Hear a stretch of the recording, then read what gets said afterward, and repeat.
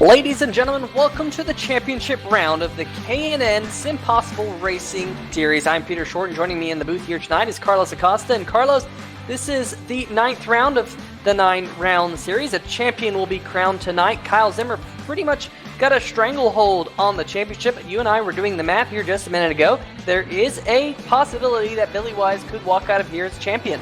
Yeah, we were doing some quick maths, and it's going to be very, very hard for Billy Wise to pull out a championship. But he does have just some slight leeway. If he does not win the race, Kyle Zimmer needs to finish dead last, which would be, if I remember correctly, 11th here. There are 11 drivers in the running, and Kyle Zimmer cannot lead a lap. However, should Kyle Zimmer lead a lap, then Billy Wise needs to win the race. And I believe also lead the most laps. Am I correct in that?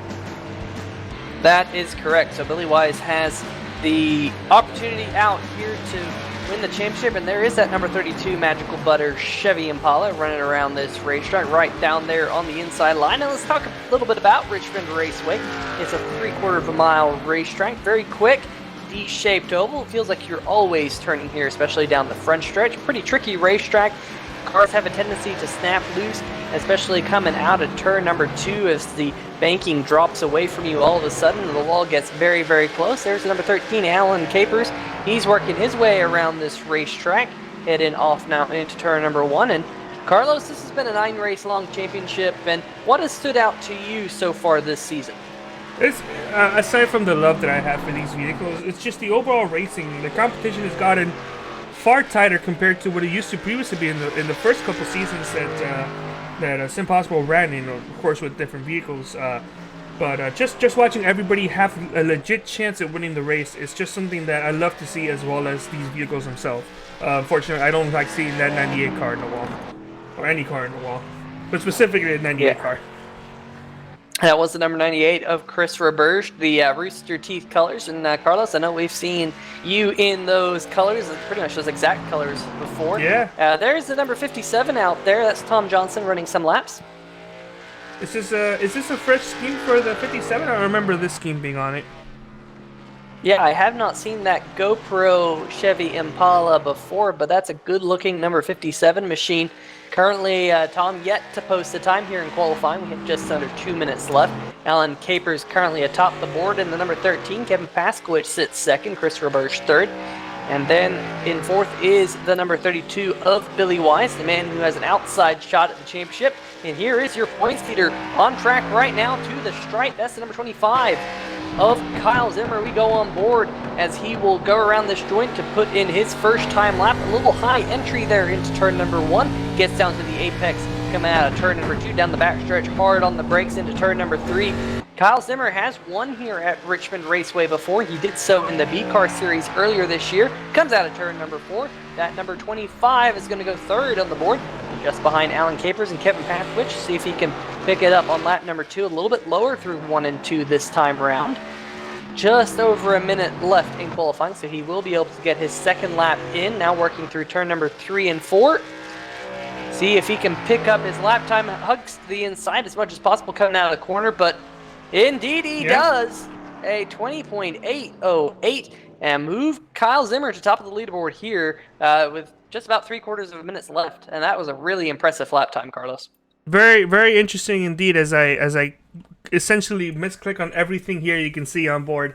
This is very tough, especially if you're Billy Wise, who's the only driver that actually has a mathematical chance at getting a championship here tonight. Kyle Zimmer, it is still technically possible for Kyle to not lead the first lap, but qualifying on pole does kind of make it a bit hard for you not to lead the first lap. As we also see Fernando Mato as a 17 in the track. I don't know. I don't remember exactly how lenient iRacing is. I'm not sure if this is going to give you enough time to actually complete a lap once time expires, but you will be crossing the line before time does expire. But let's take a look and see just how much time iRacing is going to give it to them. And actually, no, that's it. 17 will not get a chance to post a qualifying lap time on board today. So congratulations to 25 of Kyle Zimmer getting himself another pole here and looking on pace to win this championship. Yeah, and for the number 17 of Fernando Matos. If you have open qualifying, usually they give you enough time to do an extra lap, but this was closed qualifying. All the cars were separate from one another, so that was the difference there. But like you said, Carlos starting on the pole, that number 25 machine of Kyle Zimmer looking to try and back up his Truck Series championship from the 2018-2019 truck season with a K&N title here tonight, starting from the pole. Alongside him is the number 13 of Alan Capers in that bright purple machine. Yep, in third place we're going to have the 27 of Kevin Paskowicz. Good run for him hopefully tonight, and same thing with Chris Roberts in 98. It's going to be very, very sad for me to miss seeing all these cars running around. Yeah, and Alan Capers, he picked up a win earlier this year, and alongside him, like you mentioned, Carlos, Kevin Paskowicz is yet to get a win this season. On row number 3, we got the number 32 Billy Wise outside shot at the title. Only other driver could possibly knock off this 25 machine here tonight. And alongside him is the number 57 of Tom Johnson.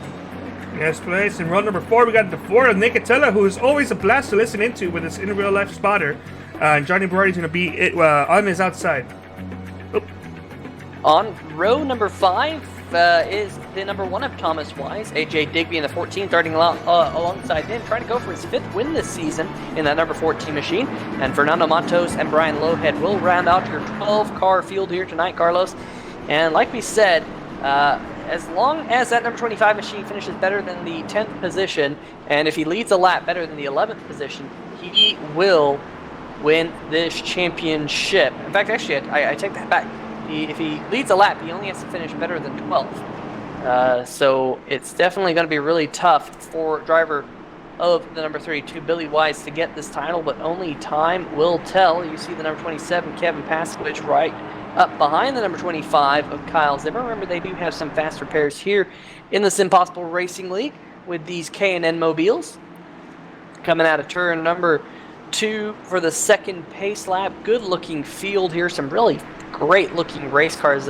Especially want to give a nod back there to Nate Catilla in the number 4 machine, running the Dodge livery on what was once upon a time a Chevy Impala body, but nonetheless, that number 4 looks really good. But the field also looking very good as they come out of turn number 4. Green flag in the air. Kyle Zimmer will lead us to the green flag, just outside the 13 of Capers. They're still side by side as they head off into turn number 1. Great start by that number 13 to stay to the outside. Ooh, a little bit of contact there in the middle of the corner. And Alan Capers had to check up just a little bit. That's going to get the race lead to the number 25 of Kyle Zimmer. And the 25 of Kyle Zimmer is going to be leading the first lap, which means that he now has to finish 11th or better to mathematically lock himself into the championship. It's going to be a hard thing as the 13 makes some light contact with the 27. 27 goes around, makes some contact with the 90. The 98. Caution does come out. Yeah, a little bit of contact there with the 13, send him spinning around. We'll go back and see this one on the 3-wide TV replay. Just in the middle of turns number 1 and 2, and here you go, looking out back at the number 27 point, and that number 27 has spun right around. Good job by the field to miss them. Looks like maybe a little bit of net code damage on the rear end of that number 27 machine, which is not what he wanted to see. Hopefully the crew can come down pit road and get that buffed out. But yeah, definitely just a little bit of light tacting, Carlos. It doesn't take much here at Richmond Raceway because the car is so heavily loaded on the suspension in the corners because it's such a fast and short racetrack. Just a little slight nudge like that can turn you around. We'll go back and see it from this angle. Riding up over the number 98 machine, and ooh, yeah, there's a little bit of a nick there. Not quite sure if that was physical contact or a little bit of net code. There was physical contact. Okay. So we'll see if that number 98 comes down pit road. We do have a couple takers on pit road right now. Actually, Roberts decided to stay out. But here are the takers down pit road. Paskowicz being one of those. He's in his pit box right now. Tom Johnson, AJ Digby, Brian Lowhead. And Digby actually had quite a bit of damage in that number 14 machine. Not quite sure if he accrued that damage from that incident, maybe checking up for it. Yeah. But the front end of that 14 is pretty banged in. Yeah, unfortunately, we don't have any video evidence of what happened to 14, but he did have some damage. That's why I did a double take there. Wasn't sure how that happened. Yeah, it actually, I'm getting reports that it actually happened on the start of the race. Oh. When the field got rolling for the first time, he ran into the back of one of the cars. So, not quite sure what that was all about, but that's definitely the reason for the front end damage on the 14 of Digby. He did come down pit road to get as much of that damage repaired. Doesn't We look may like have he's found the using a vehicle he fast ran repair. into. Yeah, there is the number 99 of Johnny Berardi. They did start together on the racetrack, so I would probably guess it was the number 99 of Berardi here as you look in front of Fernando Matos in the 17 3-wide TV Chevrolet. Yeah, the 99 All has is some pretty heavy cool. damage, yeah. Oh, man. Anyway, we're going to Hopefully go he ahead can and... get that buffed out. Yeah, I want to go ahead and quick shout out to the people who are on the chat. We got Wesley Lee and Grassroots Sim Racing AC13, always representing here in the chat, always representing the drivers that they are always cheering for. Glad to have you guys on board on this season finale for the K&M vehicles. So we are 1 to green. Yeah, we are 1 to green. So I want to give a shout out to league organizer Jeff Schmidt. I got to listen to the podcast that he did with iRacers Lounge. And if you haven't checked out the iRacers Lounge podcast with Jeff Schmidt and kind of highlighting the SimPossible Racing League, it's pretty cool. Go check it out. And that would be the iRacers Lounge podcast. 16 minutes sit down with Jeff Schmidt. It's a really good listen and definitely highlights. They do mention us here on 3-Way TV as Pace Car has headed down pit road. We're back to green flag action here at Richmond Raceway, and 25 Kyle Zimmer so far led every lap as we have just eclipsed 6 laps down. Quite a few laps to go, 114 to go to be exact, and Kyle Zimmer will once again resume the race lead. Alan Capers trying to hold on back there, but here comes Billy Wise in the number 32 machine. They're side by side for the second position, and Billy Wise has taken that spot. So Billy Wise, your 2 championship contenders now running 1-2, and like we've highlighted a couple times, that number 25, as long as he finishes better than 11th spot or better, he will leave this joint as champion. But Billy Wise is trying to do all he can to possibly end up as champion himself as we go back and see this battle, riding on board with the number 98 of Christopher Burge down the front straightaway, and you can see you're turning the whole way down the front straightaway. In fact, you're turning when you get on the brakes. Caution is out. There was almost contact there between the 32 and the 13, but just as we saw that, the 14 has gone around on the backstretch. That's the 14 of AJ Digby, and Digby has been on fire as of late in this series. We'll go back and see what happened here, and looks like he just got loose on entry to the corner, but then, contact there with the 4 and the 17th of Fernando Matos. He was driving that race car backwards, finally got it spun around, but it looked like, to me, maybe we can go back a little bit earlier in the replay, see if maybe there was some contact. No, it doesn't look like there was any contact. It looks like he just lost it all on himself, and that's kind of funny, because that's kind of just what I was about to say, Carlos. You're turning all the way down that front straightaway into the braking zone, and you're turning in the braking zone, and if you have a lot of rear brake bias in your car, it can all of a sudden come out from underneath you in the braking zone, and that is exactly what you saw right there with the number 14 machine. Tough break for the 4 of Nate Cattell and the 17 of Fernando Matos, both getting a piece of that accident, but nonetheless they'll come down pit road. If they have to, they'll use a fast repair. If not, they'll try and get as much damage as they can repair. Looks like Catilla took a really big hit. He kind of got hit in the left and the right side. So I kind of expect to see him using a fast repair here, but we'll keep an eye on pit road to let you guys know what happens down there. Indeed, Catilla has used a fast repair. It looks like Brian Lowhead in the 66 Mellow Yellow. He's got no damage, but I don't think he had any damage coming in. Digby's elected to not use a fast repair. So a lot of damage on that 14 machine. We'll have to see how it runs once we go back to green. Yeah, that was pretty significant damage from what we saw, and I'm a little bit hesitant to see if he is going to stay out. This is a bigger racetrack than Bristol, and it's a bit easier to avoid some wrecks, especially with a shorter field of 12 drivers. But maybe AJ is the one that's out there driving the track. If he thinks it's going to be a bit of an iffy thing, if he takes his fast repairs now, then he's the one driving. So we'll see what's going on. Maybe he just forgot to turn it on. That's why he's going down pit road again, or maybe he's just repairing his damage. Yeah, it looks like he's repairing his damage. Oh no, he took a fast repair. I mean, change Yeah, the I think he camera. wanted. Yeah, he did. Yeah, I think he just wanted to see what that number 14 machine would run like out there, but definitely electing to use a fast repair after feeling it out. Maybe it just wasn't quite up to the speed he was hoping for, but now AJ Digby will have a clean machine as we have now worked 12 of the 120 laps, 10% into tonight's race already. Got the number 13 of Alan Capers back there. Haven't seen him kill any cones as of yet. Of course, he is known to be the cone killer. Let's see if he. I think there's a cone on the back. No, there isn't a cone on the No, back he stretch. just The went past cone it. is. Yeah, the cone is hanging out there on the wall. And if you're the cone guy, you're probably very thankful because Alan Capers will knock down the cone habitually if the cone is anywhere hittable. Even sometimes if it's not hittable.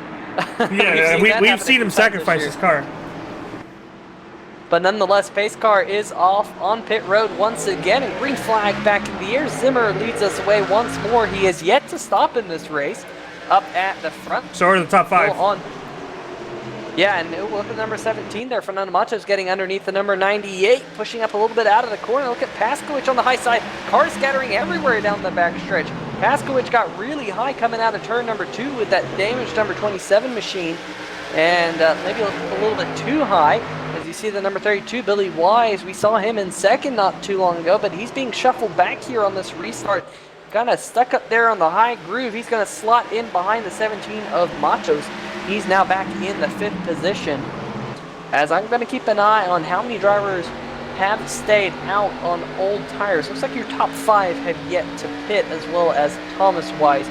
A little bit further back in the pack, riding on board with the number 14 of Digby. Remember, he's on a clean machine after, right in front of him. Got a little bit tight there coming out of the corner. I mentioned that in the pre-race. That turn number 2, the track really tightens up there and has a tendency to push. And sometimes you have to roll out of the gas, and that's what that number 17 did. He allowed Paskowicz to get on by. So move Paskowicz back up into the 5th position here. And here comes Digby. Digby trying to get 6th from Matos to come onto the backstretch. As this is going on, Paskowicz is really trying to get himself back into the position to win the race with a heavily damaged race car. But with the heavily damaged race cars and those 4 fresh tires, he's outpacing the 32 of Billy Wise, and he's now careening himself into 4th place, which means now Kevin Paskowicz is the first driver with 4 fresh tires in 4th. And AJ Digby is trying to battle, she's going to try to catch up with Billy Wise. AJ Digby having a not so memorable first part of the race. That being said, now it seems like that bad luck has turned around, and he's now trying to get himself into the top 5, getting himself into a form that we are all familiar with. As this is all being said, the laps are counting down. This is not good if you're Billy Wise, but this is great if you're Kyle Zimmer. Get yourself some more laps led under your name, so that if you do lose the lead, or like he just hit the wall right now, if you do lose the lead for any reason, there's more laps that other people will have to run and lap to get themselves that extra bonus points of leading the most laps. So far, nobody has gotten a DNF tonight, which means that Billy Wise can still rest easy. But as the clock and the laps count down, his chances for a championship title are going to be over. Yeah, and if Kyle Zimmer does lock up the most laps led here tonight, as AJ Digby has now got around that number 32 machine, if Zimmer locks up most laps led here tonight, that will give Kyle Zimmer automatically the championship. There'll be no way for the 32 Billy Wise to catch up to him. So really, he's already led 21 laps here. He's led every lap so far. Zimmer doing absolutely everything he needs to do to get his 2nd career SimPossible Racing League championship. As they head down the backstretch here, the 14 of Digby has scooted away from the 32. Oh, Look at this contact! side-by-side battle. Contact! The 13 of Alan Capers has gone around, and there's the caution flag in the air. Not too much contact with the outside wall. But 13 of Capers is getting it sorted out once more. We'll go. There was definitely contact there between the number 98 of Christopher Burge and Capers in the 13. They headed off into turn number 3 here. And looks like Capers just kind of left the door open for the 98 to just kind of put his nose in there. And a little bit of contact there, right up battling for the 2nd position. And Capers did go around. We now see that these drivers up at the front have about 25 laps on their tires. It'll be interesting to see if they decide to pit or not, as we ride on board with the number 32 here, not Nate Cattell, that'd be the number 32 of Billy Wise. Yeah, so far the top 2 drivers are the only drivers that have stayed out, looking to see them going down pit road this time by. And it seems like they are. Let's see who else is going to come down. If anybody's going to stay out. Seeing everybody down pit road except for Tom Johnson, who does have a strategy of like staying out of leading a lap and then coming down next time by, which is fine. A lot of drivers tend to do that. But the majority of the drivers are down pit road, except for Tom Johnson and the 99 of Johnny Berardi. Yeah, I'm kind of surprised we didn't see the number 32, Billy Wise, stay out there to just lead a lap, get it out of the way at this moment in time. But, I mean, maybe if you're Billy Wise, your goal is to lead the last lap, the only lap you need to lead. That gets you a bonus point as well. As the number 25, Kyle Zimmer, down and away. Number 27 down and away, too. The 14, the number 98, 32. And, side-by-side battle there, tight between Lowhead and the 17 of Matos. There's the number 4 of Catilla. And the number 1 of Thomas Wise. Johnny Berardi stayed out, even though Tom Johnson did go down pit road. Which I'm a little bit concerned about Johnny Berardi. If he's trying to lead a lap, this is the wrong way to do it. I believe next time by will be 1 to go, and if he hasn't gone down pit road yet, which means if it is 1 to go, he will be getting that a black flag drive-through penalty if he does come down pit road once it's closed. That being said, he did go down pit road, I believe, under the first caution. So he does have fresher tires than 25 lap old tires, but we'll see what's going to happen. Maybe the 99 does know what he's doing right now. Yeah, only time will tell to see exactly what Johnny Berardi does, whether or not he comes down pit road or not. Looks like he's getting to the pit road entry. He does stay on the racetrack, so Berardi's going to stay out here and lead this race. Lining up alongside him on the outside will be the number 25 of Kyle Zimmer. Kevin Paskowicz will line up third, AJ Digby fourth, Christopher Burge fifth. That kind of resets the field for you. Billy Wise sixth, Lowhead seventh, Matos eighth, Thomas Wise ninth, and behind him Tom Johnson and Nate Cattilla actually on pit road right now, Carlos. That's why you don't see that bright red number 4 machine in your shot. He's just come down onto pit road in his pit box, hoping everything is okay with that Dodge. Yeah, I do want to say a quick moment, and I do apologize, especially to SimTV. I completely forgot to put in the track camera package, so that is set up now. So sorry about that. We are now rocking the SimTV track camera package. All right, and SimTV package, track action, green flag. As the flagman waves the green, and look at this scrum off into turn number 1. Kevin Paskowicz goes to the basement floor, and we're 3 wide for the race lead. We're still 3 wide a little bit further back. Here comes Digby up the middle. He's trying to find his way around. And Digby trying to now go 3 wide through the middle. Paskowicz got ahead, and Kyle Zimmer has slid all the way back to the 11th position. Yep, second to last. But this is what Kyle was preparing for, leading those laps. When he gets in a position, as you see in 99 up against the wall, gets himself in a position where he can't be leading laps and might find himself in trouble. He's got those laps led so that if there are a lot of lap changes and lead lap changes, then his leading the most laps position does get locked in. Yeah, absolutely. And Zimmer now mired back in traffic. He is working his way forward. He just got around the 99 for the 9th position. But we'll have to keep an eye on Zimmer's charge back through the field. But up at the front, it is all Kevin Paskowicz. But this is the battle for the 2nd position between the 98 of Roberge and AJ Digby and the 14. We've highlighted that Digby has already used one of his fast repairs, as has Nate Cattilla. But Digby is on a charge here. Paskowicz has got clean air on the front of his car, which is definitely going to help. But Digby, he's been on a charge in the series. In the last 6 starts that Digby has made, he has won, I believe, 4 of those races. So Digby definitely knows how to get it done here in the K&N series.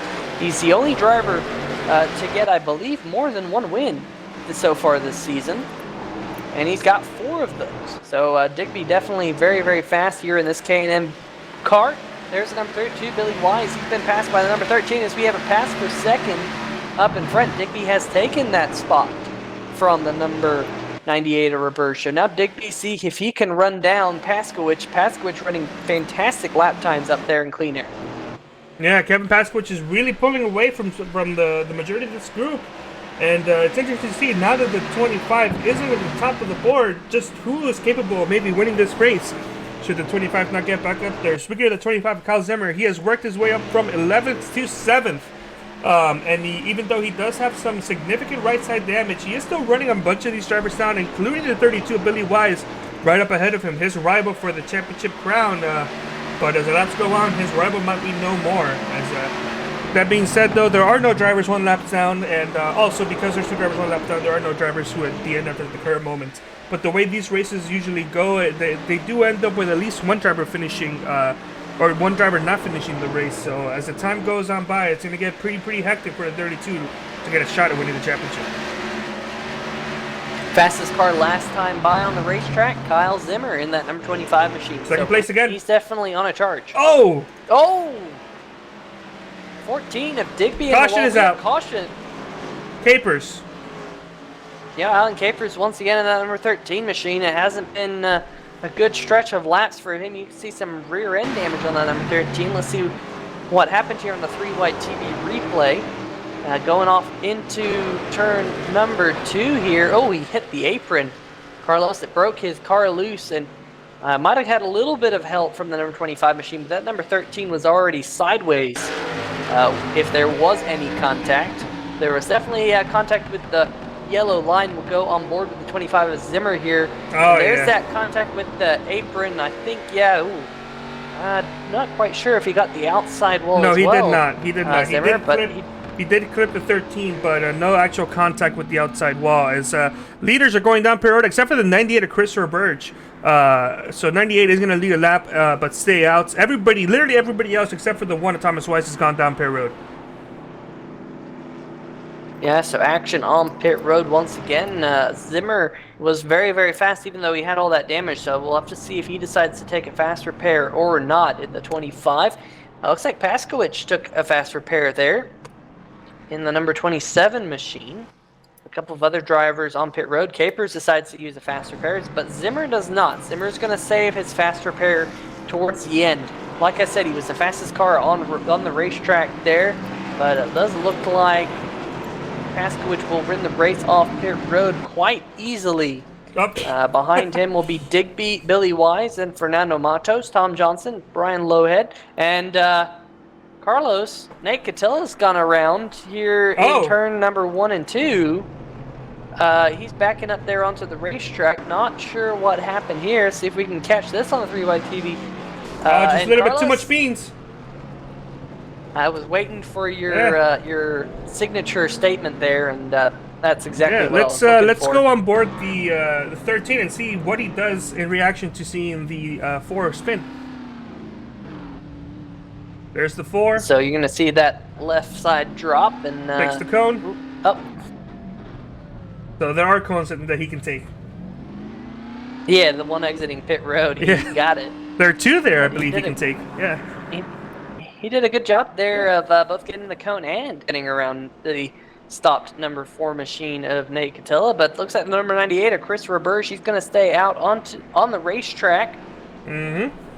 And he will be your race leader, Thomas Wise, alongside him. Those 2 drivers elected to stay out here as pace car lights are off. We're going to go back to green flag racing here in just a lap. Kevin Paskowicz, first car off pit road, will line up 3rd. The 14 of Digby will line up 4th. And then we got Billy Wise in 5th, started 5th. Fernando Matos, Tom Johnson, Nate Catilla, Brian Lowhead, and Johnny Berardi rounding out your top 10. Kyle Zimmer stayed on pit road quite a long time to get as much damage repaired as possible, but he did not use a fast repair back there in the 25. Yep, currently so this in should be 12th. exciting. This should be exciting, and this is exactly what the number 32 wants to see, because the 25 is in last right now, but the green flag is in the air, and Chris Roberge leads us back to restart by that number 98 machine. That was close. The one car's having some... outside wall. And Wise has had to back it down. A lot of right side damage there. He's going to let most of the field by as they're side by side now for the second position between Billy Wise and Kevin Paskowicz. Yep, that was And father and AJ son almost making contact there, almost ruining the race. But yeah, this drops Thomas Wise from 4th all the way down to 10th, and currently at the moment, Kyle Zimmer is now up to 9th. Oh, very, very tight up at the front. Almost contact between the 27. Paskowicz and the number 98. Caution! Zimmer! Yellow flag, and oh, Kyle Zimmer's blown a motor. This is not what he wants to have happen. Oh, that's crabbing. It is not a good-looking machine right now. He better hope that that motor can get back around to pit road. He is, if that motor blows, he could end up one or more lap down. Oh, it happened in front of him. Number 17 of Fernando Matos had gone around. We'll see if we can get a view from the 17's perspective here in just a minute. We'll ride on board with the 25 of Zimmer. It looks like he had nowhere to go. That was delayed. Oh, there's the number 17 machine. And oh, a little bit of contact there with the 13 of Capers, and boom. It all happened so fast. I can report Zimmer is on pit road right now. It does look like he's been able to get that 25 back to pit road under somewhat of some power, with the smoke billowing out of the back of that. I can see smoke all around this racetrack. It kind of lingers in the air here at Richmond, and he's going to slowly work his way down to his pit box all the way at the end. But Carlos, we've highlighted the fact that Zimmer saved his fast repair under that last caution, and this is why he does it. He doesn't know what's ahead of him. He does not want to finish this race last. That's really the only way he can lose this championship. And as the 4 of Nate Catilla takes out, excuse me, not the 4 of Nate Catilla. I'm getting all these drivers mixed around. Yeah, the 13 of Alan Capers. Not the first time I've gotten those two drivers mixed up here tonight, but got that cone coming out of pit road, and Zimmer did use a fast repair. So that will reset that number 25 machine back to its original state. Here comes the number 66, Brian Lowhead, coming down pit road. Great looking mellow yellow Menard 66. Always love the Menard yellow on a racing car. Just kind of pops, especially on a racetrack like this here at night. But there is your race leader, 27, Kevin Paskowicz. He did start this race in the 3rd position. Now running around right behind the pace car. You can see that pace speed right at about 50 miles an hour.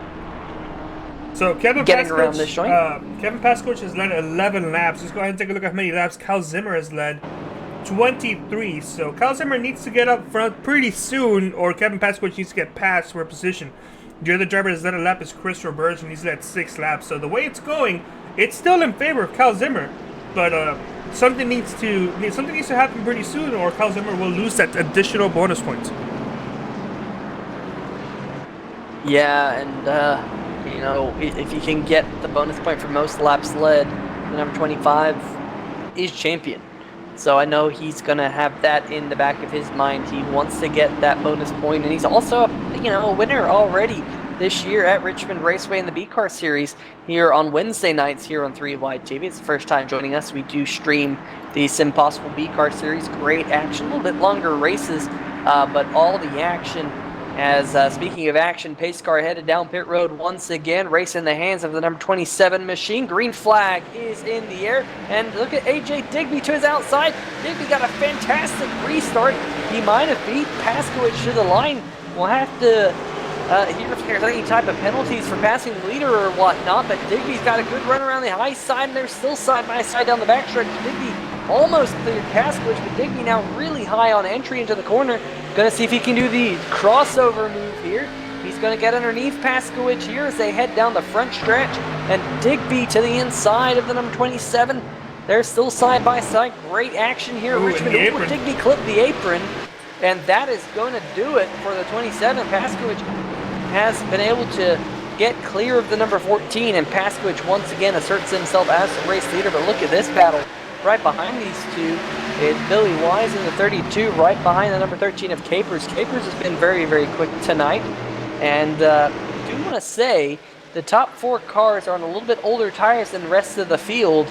As Chris Roberge gets around Billy Wise here, Roberge going to put himself into 4th. Billy Wise now falling back to 5th as we ride on board with AJ Digby. Right now, Digby's AJ Digby is going to be Billy Wise's best friend. He needs to pass the 27 in Paskowitz so that AJ can start leading some laps. Pardon me, Cal Zimmer's best friend. My bad.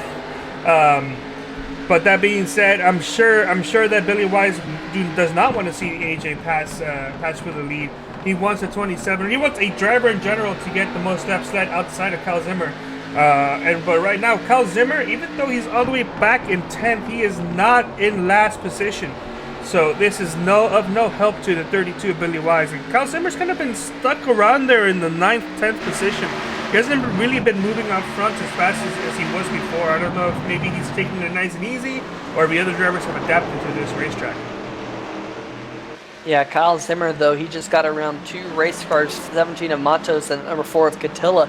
So he's going to actually now move up into the 7th position. So, Carlos, as you were just saying, as we have almost a 3-wide battle on the front stretch, brewing for the 2nd position, as the number 13 of Capers down on the apron once more. We saw him do that just a few laps ago and get into some trouble doing so. But the 14 of Digby, the 13 of Capers, and the number 98 of Roberge all together here on the racetrack down the front stretch. Roberge and Capers side by side for 3rd as they dive off into turn number 1. Look at that number 13. He's just hugging that yellow line. Do want to make note that Chris Roberge has slightly fresher tires than these other drivers around him, and that might be the reason why Roberge is hanging so strong there on the outside groove. Coming down the front stretch, in fact, Roberge was 3rd. Look at this lunge off into turn number 1 by Roberge. It's not going to work. He just could not find the grip up there on that high groove, and he's actually going to lose out a spot to Capers. So now Capers side by side with the 14. As we go a little bit further back and see that the number 25 of Zimmer has worked his way now up into the 6th position. But we're still side by side for 2nd between the 13 and the 14. Oh! 14 in the outside wall, and that's not what you want to do. Now, highlighted in the pre-race, that turn 2 wall can come out and grab you. And it did right there for the number 14 of Digby. It is definitely one of the easiest spots in all of NASCAR to hit the wall at, Carlos. I don't know what it is about that turn 2 wall. It seems like an illusion. Maybe it's the shading there. You see that little dark spot where the lights just don't hit it. But it just comes out and grabs you, and it feels like every single time you hit it, it's like you don't feel like you're going to hit it, but you certainly feel it. And it certainly does damage your car, as there's the number 32 of Billy Wise, and look who's right behind that number 32. That's the number 25 of Kyle Zimmer. So Zimmer already up into 6th and running down these cars in front of him. Very, very, very quick is Kyle Zimmer as we look at the last 5 lap times. Over the last 5 laps, Kyle Zimmer has been averaging about 3/100ths of a second faster than Kevin Paskowitz. So Zimmer's the fastest car out there on the racetrack. Paskowitz has gotten himself clear of all the other cars up there in clean air, but it is that number 25 machine. 14 again. The wall. Once again, and that's going to Caution. Catilla. Oh, the number 4's gone around on the back stretch. He's going to see if he can get that thing turned around in time to not go down the lap. Indeed, looks like he has fallen down one lap. Turn 2. Oh, yep, that turn 2 wall, Carlos, we were just saying it. Came out and grabbed him. That's a lot of damage on that number 4 Dodge Charger. Definitely going to come down pit road here and get as much of that damage repaired, or use a fast repair, one or the other. But it does look like he has fallen 1 lap down, I do believe, to your race leader, Kevin Paskowitz. We'll have to see if that is confirmed or not. But yes, definitely has been confirmed. So Catilla currently running 1 lap down. Leader's going down pit road. A lot of yellows. That's true. Billy Wise stays out. Oh, Billy Wise, he's going to stay out, lead a lap. Carlos, that's what he needed to do. He picks up that bonus point, which, I mean, that's kind of the enabler. We've been throwing out these championship scenarios, and that really enables him now to have these championship implications of whatever way they finish and whatnot, but there's definitely some championship implications to them staying out and leading that lap as all these drivers on pit road. A couple of fast repairs being used. Johnny Berardi has overshot his pit box just a little bit as rest in peace cone. In fact, Alan Capers is not going to be able to get the cone this time. Paskowicz took it out. And Paskowicz will win the race off pit road. Alan Capers second off pit road. Then Digby, Roberge, and Kyle Zimmer. 32 Billy Wise on pit road. So he is going to come down and get tires now. So let's do some quick maths here. If Kyle Zimmer doesn't get the second bonus points for leading the most laps, where does Kyle need to finish to get the championship? What's the worst he can finish? Provided the Billy Wise wins the race.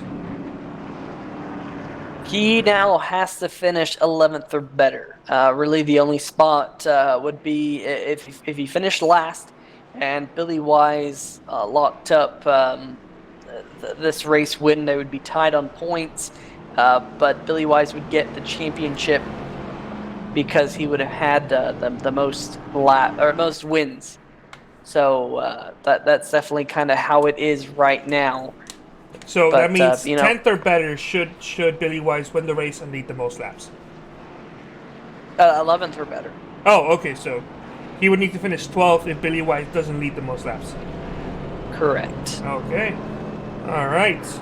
So that's kind of the way it's looking like so far. I really don't think that Kyle Zimmer is going to end up finishing 11th or 12th in this race, but the way everybody's running, it's fairly competitive, and while we are seeing a lot of cautions, we're not seeing a bunch of actually heavily damaged race cars. It's very possible that everybody could finish this race easily, and it could come down to a green-white checkered where, with everybody being on the lead lap except right now for Nick Attila, a simple contact by another driver could spin the 25 around, and if circumstances are correct, he could finish 11th or 12th, and Billy Wise could end up winning the race. So right now, it's technically possible. I'm sure Nick Attila will get that lap back as we're going to go into 1 to green.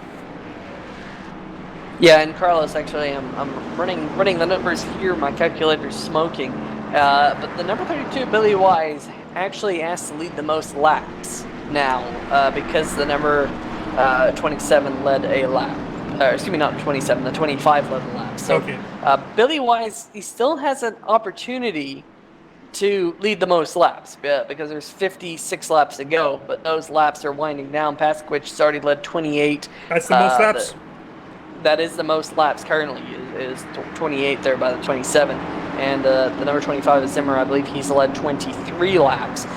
So there's still time, but time is running out. But we will go back to green flag racing in the hands of Kevin Paskowicz. Like we said, he's led the most laps here so far, but keep it on that number 25 machine. Kyle Zimmer, he's been the fastest car on the racetrack all night long, restarting here in the 4th position, second car on the outside line. But they're side by side for the race lead. Look at Alan Capers trying to do what the 14 of Digby couldn't do, and that's grab the lead from Paskowicz. There you go. Capers into the race, in the side-by-side for second, almost 3 wide for second, as Digby's going to block the number 25, and Kyle Zimmer going to box him in, and here comes the number 98 of Chris Roberge to the outside of Kyle Zimmer. Now they're side-by-side, still side-by-side for second. What about this action? Absolutely awesome all the way around this racetrack, as Digby trying to get around Paskowicz. He's got a red contact in the back, just out of your screen. Thomas Wise has gone around off the nose. Oh, Billy Wise. I don't think Dad will be too happy with Billy. Let's take a look in detail and see just what happens. Oh, that dreaded roof.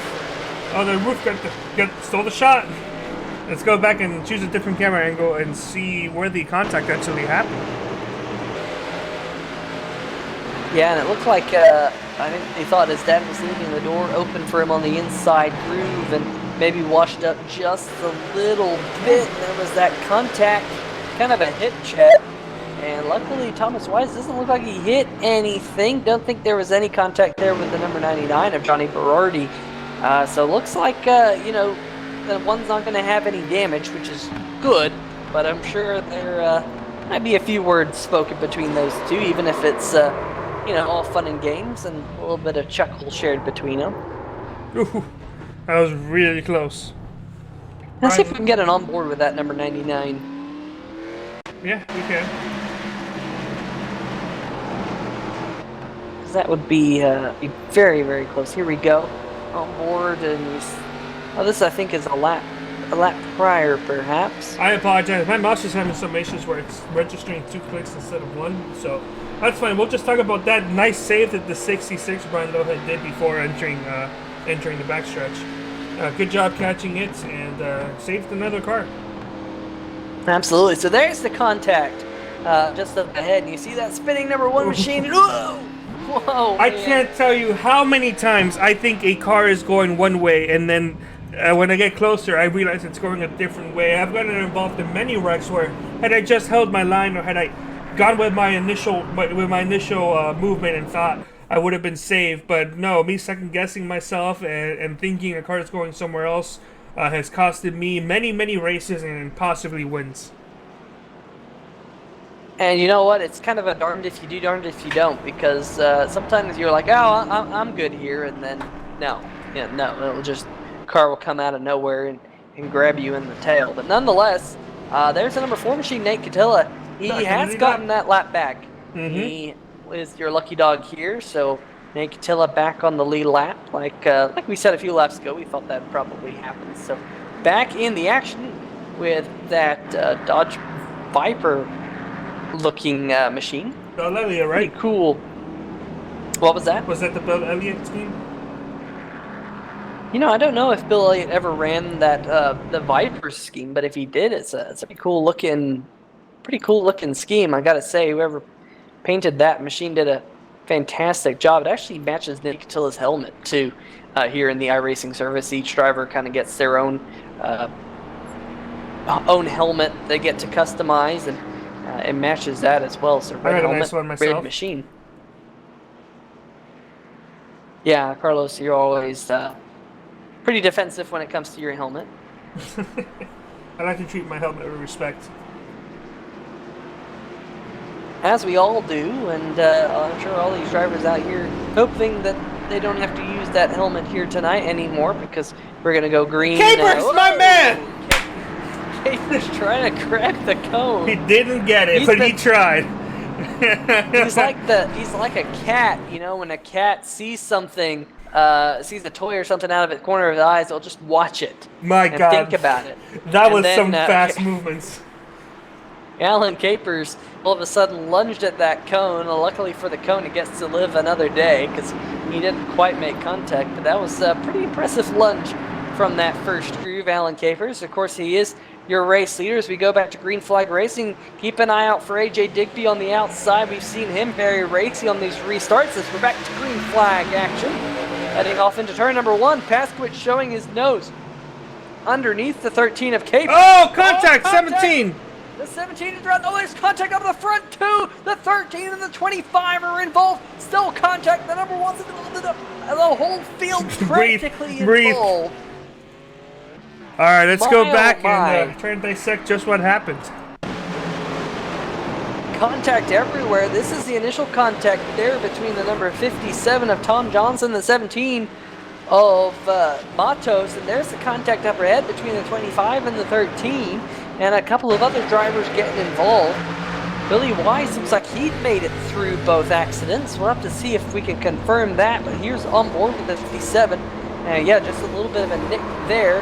And then it was on from there, the 57 getting a piece of it, and getting another piece of it there. So 57 involved in both separate incidents there. Let's see if we can get a better view of what happened between the 25 and the number 13. Of course, Capers led this field to the green flag. Looks like he just washed up the racetrack into that number 25 machine. Maybe got a little bit tight coming out of turn number 2 as the banking falls away. Let's see what we can see here, Carlos. They head off into turn number 1. There's a lot of clearance. There's the number 27. He was kind of poking his nose out there. The number 25 apron. Second time tonight that apron has come out and grabbed the number 13 of Alan Capers. Yeah, that second group of vehicles actually were unrelated to the first incident. It just happened nearly at the same time. because 13 hit the apron and checked up. Yeah, 2 separate accidents, and coming away with the race lead is driver number 14, AJ Digby. That's Zulu Motorsport Chevrolet. And there's Kyle Zimmer in that number 25 machine. And Cathilla, it looks like he's got a clean car. It looks like he'll be able to race. Here's Alan Capers. He's going to come down and use a fast repair. But definitely does look like Zimmer's got a race car that is fully fixed up, so I'm sure he used a fast repair as well. Thomas Weiss didn't. Yeah, he's got a lot of front-end damage in that number 1 machine. Number 55, Tom Johnson, he elected to use a fast repair. Fernando Matos, however, did not in the 17. He's currently running in the 7th position. Brian Lowhead, haven't really talked about him tonight, but the 66 machine is in P6, so 666. Hopefully that's not any bad luck for Brian. One to green. Here's the heads up. We're gonna restart with 43 laps to go. Kevin Paskowitz is at 29 laps. Billy Weiss has got himself about 15 or so laps to get up to the front and lead 28 more laps and not allow the 27 to lead additional laps. But time is really running out, and while the laps remaining to get to the front is realistic, it's going to be very hard for him to hold on for 30 laps and win the race with this competition. Yeah, we've seen a fantastic field, lots of action here tonight, a lot of racy drivers up the front. AJ Digby now up in the front. He will lead us back to green flag racing. First time he's led on a green flag here all night long. And look at the action, cars scrambling right behind them as they're side by side. The 14 Digby and the 27 at Paskowitz. Looks like Digby ran Paskowitz up the hill just a little bit, but here comes the number 27 crossover move as they head off into turn number 3. Great action between these two. In fact, we've seen this action pretty much every restart now for about 30 or so laps. Fantastic job racing side by side. Paskowitz on the inside now. And look at Digby. He's just pinching down that number 27 just a little bit. And that's going to allow the 14 to scoot away into the race lead. And look at the number 32, Billy Weiss. He's now up to 3rd, but he's under fire from the number 98 of Christopher Burge. That's true. Both of them battling side by side. It's Christopher Burge has the advantage going into turns 1 and 2.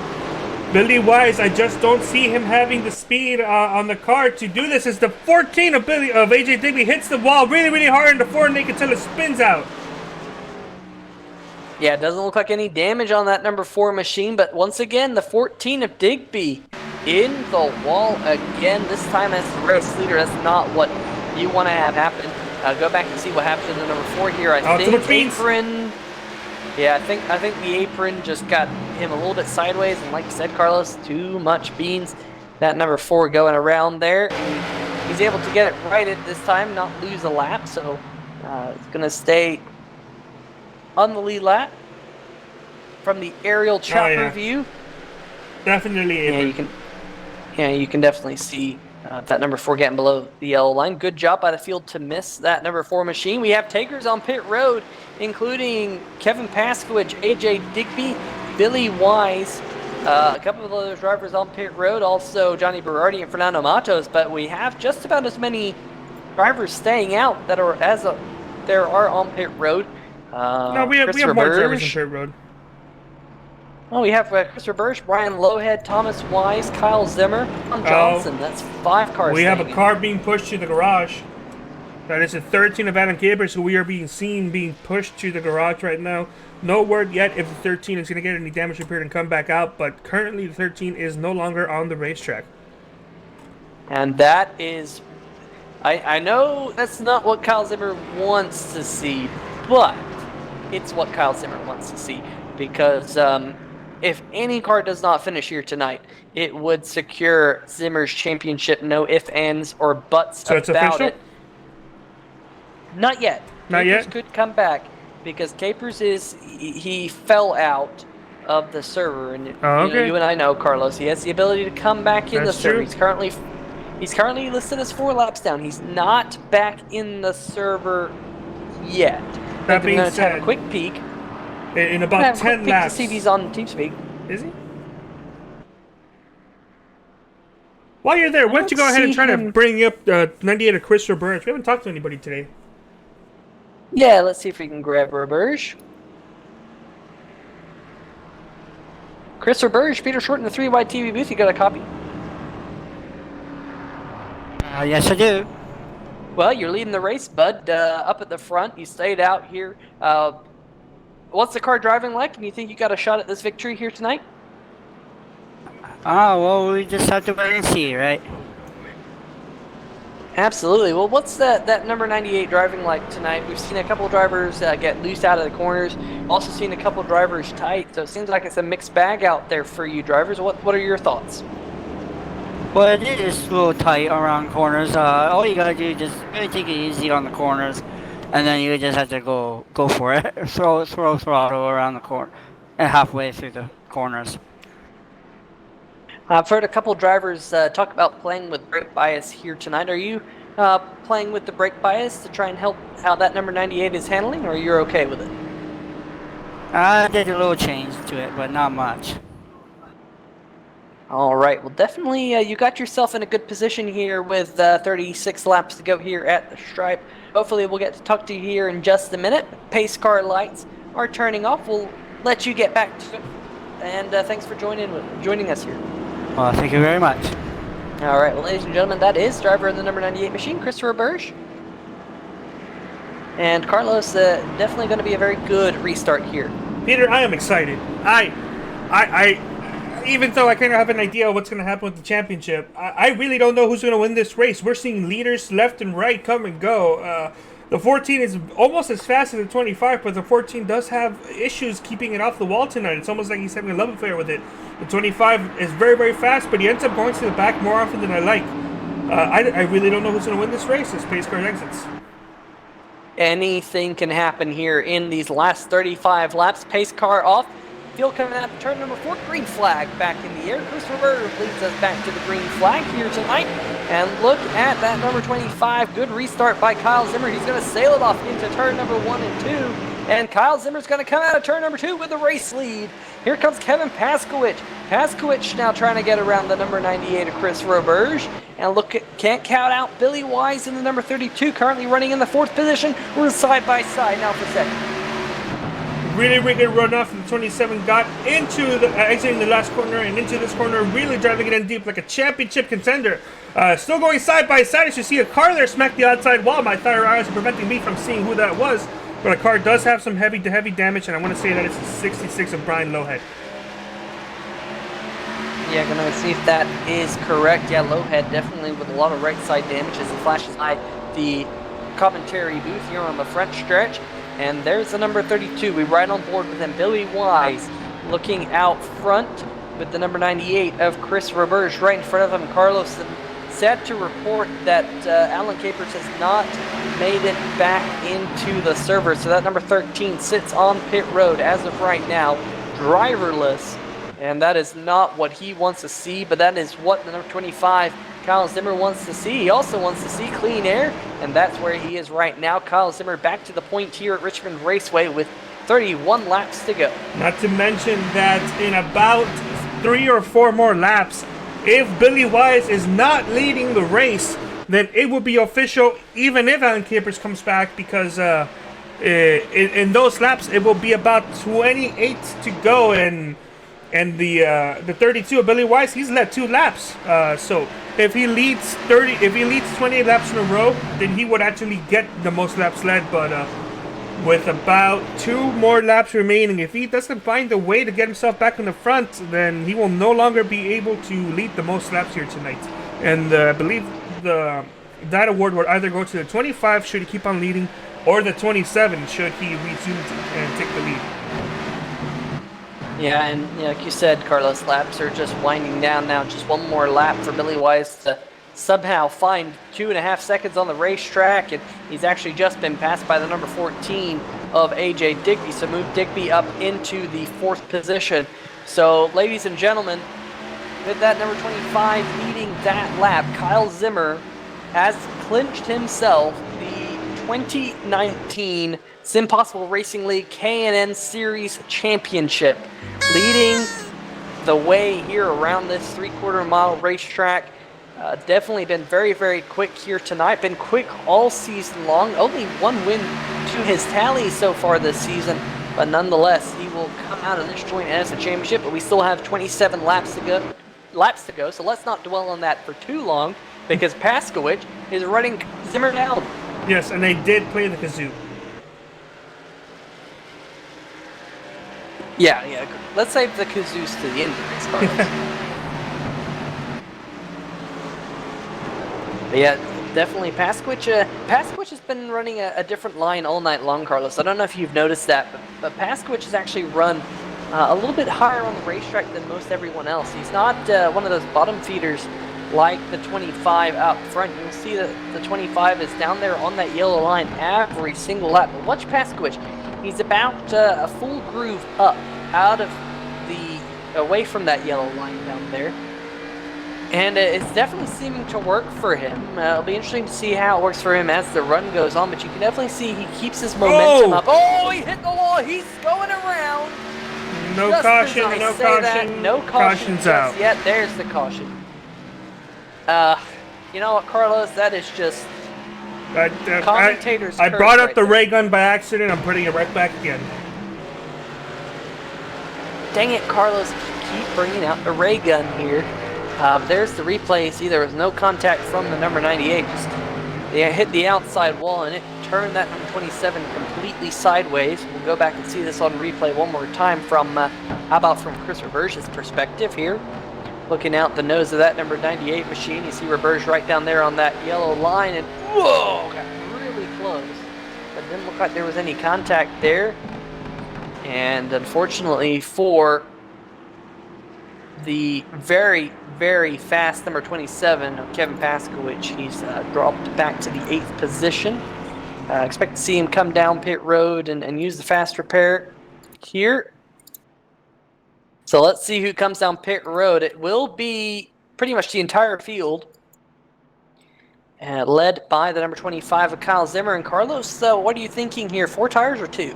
Definitely 4 tires. At this state of the race, if you haven't tested 2 tires, I wouldn't test it now. The only exception would be, anybody in the back half of the field who's maybe feeling a little bit adventurous. But I really don't think 2 tires would be the call now. See at 27, Kevin Paskowicz slightly overshoot his stall, taking 4 fresh tires. Right now, the way it's going, I see the 25 going the distance now. I feel like he's gotten all the bad luck out of him right now. I think Chris Reberge will be finishing very high up. And I think the 27 could get himself back up in position should he not be overly aggressive and cause any more issues for himself. Well, Morena could be restarting with about 20 to 19 laps to go. And yes, for those wondering, I did finally pull the trigger, and I did download the beta for the ATVL. So if we do go green, white, checkered, hopefully it works. Yeah, we'll have to wait and see. Hopefully ATVO have been working on that, and hopefully it works out for us. But Carlos, it was interesting to hear the number 98, Chris Reberge, when he was up here in the booth with us under the last caution. He said it's been a little bit tight here tonight. 2 tires can actually loosen up a race car just a little bit if you take 2 right side tires. It does have a tendency to make it a little bit loose, and sometimes that's what you need to help the handling of the race car. It actually offsets the difference between 4 and 2 tires. So what? It'd be interesting to see no one take 2. You know what else loosens up the race car? What would that be? The apron. If we get it just right, it can be enough to loosen up the race car and have 4 fresh tires. That is true. There's been a couple of wide racing league races that I've won, namely at Milwaukee, brag about it. and also at Phoenix, where that's what I had to do to get the car rotated through the corner, and somehow I was able to find the groove that just worked perfectly for my car, and was able to kind of use that to help my car turn and loosen it up, because those were 2 very, very tight setups those days, and I was able to go on to victory. So yeah, that apron can help you, but it can also bite you in the butt. It's been a couple of these drivers here tonight. We've seen the number 4 go around, the number 13 go around off the apron. So hopefully we don't see it bite anyone else here tonight, as we have 19 laps to go. We'll have 18 laps once we go back to green here in just a single lap. It's going to be very interesting with the 98 of Crystal Burge on the outside to see if he can just get himself a good, clean restart, get close up to him, and then use the momentum of the high line to take the lead. It'd be interesting to see. We've seen the 25 pass a lot of vehicles, but we haven't seen necessarily the 25 really battle for the lead. It'd be interesting to see how the 98 can go about maybe holding out the 25 should that happen. Yeah, and really Roberge is going to have to pinch down that number 25 machine as much as he can if he don't want to try and retake this lead, as the green flag is in the flagman's hand. There it is, thrown out. Green flag once again. Good restart by the whole field. Look at Chris Roberge. He got a fantastic restart. There he goes. He's trying to pinch down that number 25 through turns number 1 and 2. Not able to do so. Just sparking a little bit of contact with the outside wall. But unfortunately for the 98 of Roberge, he wasn't able to hold off Zimmer, and now he's also lost the second spot to the number 14 of AJ Digby. So let's watch out for Digby. We've seen some speed out of him. Oh, contact 32, Billy Wise. Caution will come out. Oh! 66, a low head upside down. My 4 wide on the front stretch, 3 wide into the corner. And Carlos, you and I know 3 wide here doesn't often work. There's the 4 wide. Tom Johnson wisely backed out of it. And like I said, wisely backed out of it. Unfortunately, he was involved in that accident, but and got spun around. Ooh, wow, look at the number 99 of Berardi just sneaking through there. I'll see if we can get it on board with Berardi. Let's see if we can watch this from the 66 of Lowhead, because he went on a wild ride here. There's the initial contact in front of him. The 27 got into it, and ooh, that number 66, yep, up and over. But it was the 27 and the 32 who got together, made the initial contact. Nate Kill there on the inside. Watch pass switch, cutting right up through the middle, 4 wide there. And then he closed in on the number 4. Maybe Billy Wise didn't quite know that the 57 was kind of offset from that number 4 machine, but there was definitely contact that turned them around. Like I said, let's see if we can get Johnny Berardi dial up one more replay of this, because Berardi did a fantastic job of sneaking through this. Here we go, on board with the number 99. Second time tonight we've been on board with Berardi avoiding an accident. You can see all the carnage in front of him. Oh, wow. Splits the middle, gets away with no damage from that one. As we now have under 20 laps to go, once again behind the pace car.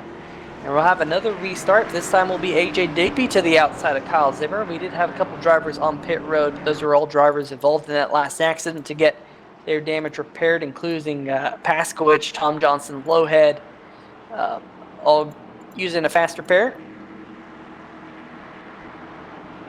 So nonetheless, championship has been decided if you're just now joining us. This is the season finale of the SimPossible Racing League K&N Series.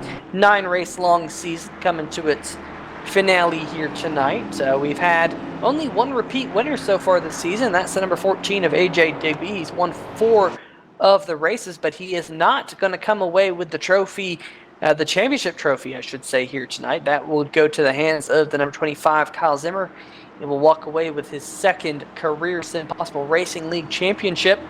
But the trophy of who's going to be the race winner here tonight, that's still up for grabs. We have 11 cars on the lead lap, all vying to get that trophy. Alan Capers, so far, the only driver who has retired. Unfortunately, looks like Capers might have fallen victim to some connection issues, and that's why he is no longer on the racetrack, as we'll have an 11-lap shootout once we go back to green flag racing, as the pace car lights are still on, and that Ford Mustang up there up at the front. So something we saw last race was 98 trying to get to the side of the 25 and stay on the side in the backstretch, trying to pinch off the leader. Wasn't able to do it successfully. Now we have AJ Digby, one of the drivers who's been actually trying to get that to work pretty much all night. Does he have enough of the skill, talent, and good luck to get himself to actually do that and grab the lead? I think he does, but we're going to see just how the 25 restarts the race and just how everybody goes about on this restart. When you say AJ Digby, skill, talent, yes. good luck? No. This guy needs to find a lucky rabbit's foot or something somewhere, because it seems like AJ Digby has just been bit so many times by certain instances out there.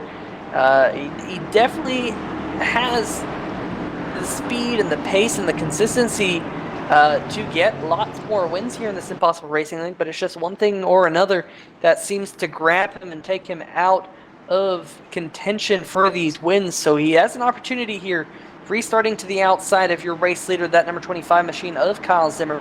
So we'll see if 14 of Digby can get the win. I say that he's actually got 4 wins in the K&N series so far this year, but we'll see if he can get his 5th here tonight. His pace car is on pit road, race in the hands of the number 25 of Zimmer. Good restart by the number 14 of Digby, but Zimmer on the inside is going to lead the way off into turn number 1. We'll see if Digby can pinch down that number 25. Digby's way too high. He's definitely not going to be able to pinch down that number 25 machine. In fact, he's under fire from the number 98 of Christopher Burge as they're side by side through turn number 3 and 4. We come to 10 laps to go. 10 laps to go. This battle right behind them. This is the number 27 of Pass Switch and the number 32 Billy White. Oh! 17's around. He was on the apron. And contact 27 Tom Johnson hard in the outside wall as well. And I think, Carlos, that was the call. Oh, we got another spin. In turn number 3 and 4, the 4 and the 1 have gone around. Chaos around this racetrack as we go back and see what happened here on the 3-wide TV replay. And Carlos, that's that apron we were talking about. We said it can help you turn, but it can help you turn a little bit too much too. And this was the contact between the number 4 and the number 1. Ooh, looks like the number 4, not quite sure. Maybe he clipped the apron too. There in turn number 3, but there was definitely contact between those two race cars what happened as with well. what happened with the 4 and the 1 is that they did not know they were side by side, and so when the 4 relaxed and drifted up into the corner, the 1 was there, and they both made some contact, spinning them both out. Pit road is AJ Digby. Kind of maybe a questionable call, as we're probably going to restart with 4 laps to go. We also have 3 other drivers going down pit road. That's probably going to put him 7th or worse. I don't know. Would you go down pit road at this point? Well, Digby might be thinking about green, white checkers, Carlos. I mean, Digby, he doesn't think, obviously, that he has the speed to get around the number 25 machine. So let's try something a little bit different on that number 14 machine. And they're on old tires. You know, everyone else is on old tires. They're not on super old tires. Only about 13 or 14 laps at this moment in time. But Digby's going to roll off. Looks like he's going to be restarting back around the 8th, 9th position or so. So that's going to be interesting to see if Digby can make up that ground or not here, because he will only have a few laps once we go back to green. Like you said, I think it'll be a 4-lap shootout. But if we get the green-white checker, there could be quite a few more laps. We have the green-white checker. I'll be able to test out if the graphics package actually works now. But I still rather have this race naturally end, but we're gonna see what happens. So it's always glad to know that we do have the option of a green-white checker, should that be needed. Remember with the SimPossible Racing League, the drivers are allowed 3 attempts at a green-white checker before the race is officially considered over. In other leagues, the 3 is the majority for most leagues. I know the league we run in the 3 Racing League, it's one attempt at green-white checkered, but the majority of the leagues that we know about and here, it's mostly 3. Definitely puts pressure on the drivers for a green-white checker, but we'll come into the line here with 6 to go. Don't expect to see pace car lights off just yet, and that has been confirmed as the pace car has worked its way across the start-finish line. It's still blinking those bright yellow lights on top of it. Fernando Matos currently, he's back in the 11th position. He actually used a fast repair, so he saved fast repair right towards the end. So hopefully he can use that fresh number 17 machine to work his way up through the field. Nate Catilla, he also used a fast repair. Tom Johnson using a fast repair. Now, I will say, Carlos, one thing that's in the favor of AJ Digby is he will be starting on the outside groove. It seems like that outside groove, at least for a little bit, and especially him tonight, he'll be able to use those fresh tires to the best advantage to try and get around some of these cars in front of him. Starting right in front of Digby will be Thomas Wise in the 1. Billy Wise in front of him. Pace car lights are off. We're set to go green here. 4-lap shootout. Like you said, Carlos, good quick math. As this should be a very, very exciting finish. It's been a very good race. It's been a very exciting race. It's been lots of ups and downs for most of the field here tonight. We saw the 25, Kyle Zimmer. That car was smoking early in the race. With a blown motor, but he was able to use a fast repair, get it situated, and he's worked his way back up to the front. Started on from the pole in that M25. He got the pole on his second lap in qualifying. As pace car heads down pit road, 4 more laps, and everyone are on the loud pedal. Christopher Burge on the high groove did not get a good restart. Let's keep an eye on this scrum a little bit further back. Look at AJ Digby. Oh, the leader, 25! Oh my gosh, a 25! Kyle Zimmer, cars everywhere, carnage, cars flipping. And my oh my, who's gonna get out of this with no damage? And Kevin Paskowicz has inherited the race lead. Basically, the whole field involved minus Paskowicz.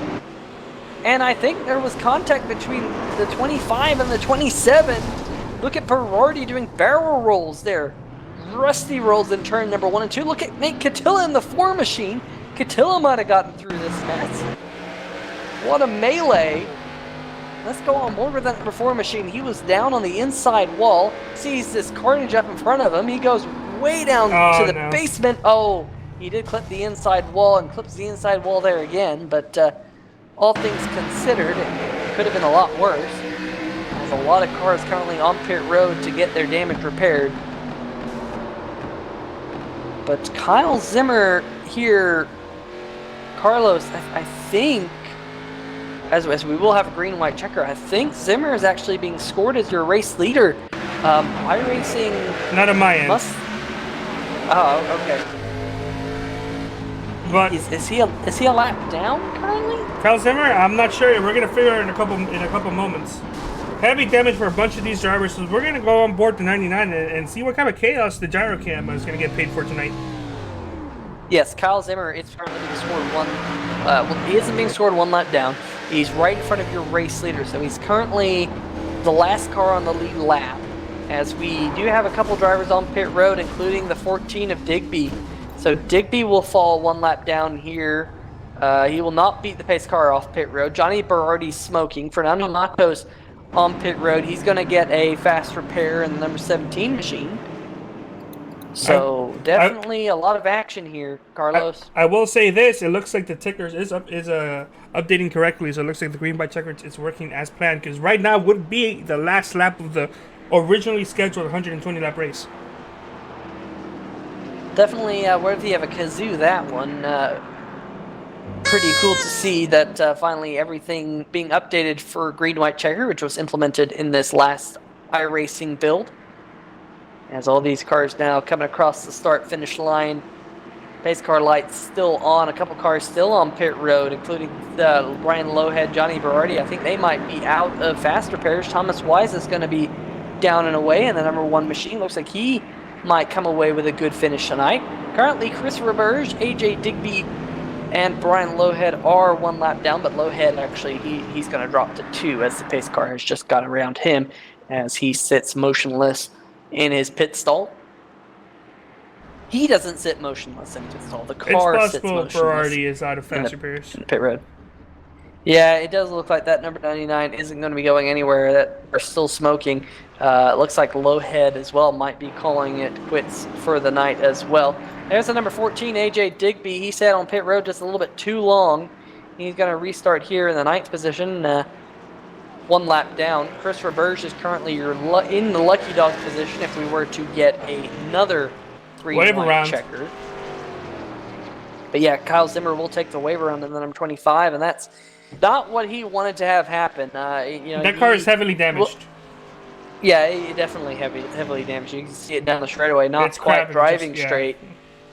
He just needs to finish.